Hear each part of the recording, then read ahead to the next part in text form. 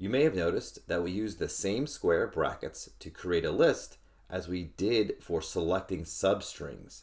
So the brackets have a new meaning here, and depending on how they are used, changes how Python interprets those brackets. So let's review substring selection in Python.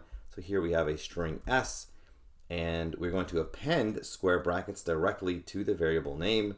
In this case, we will use slice notation to select from character at index 4 up to but not including 13. This returns this new string.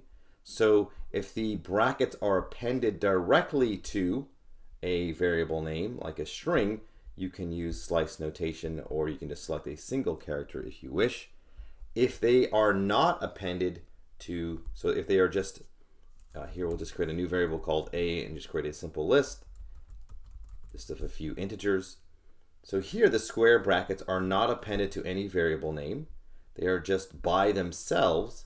So if the square brackets are by themselves, then it creates a list. Python looks at this and reads this in and says, all right, there's no variable name over here. This must mean that the square brackets are creating a list, and that's exactly what happens. So depending on where the square brackets are used, changes the meaning of what they mean to Python. So here they are selecting a substring, and here they are creating a list.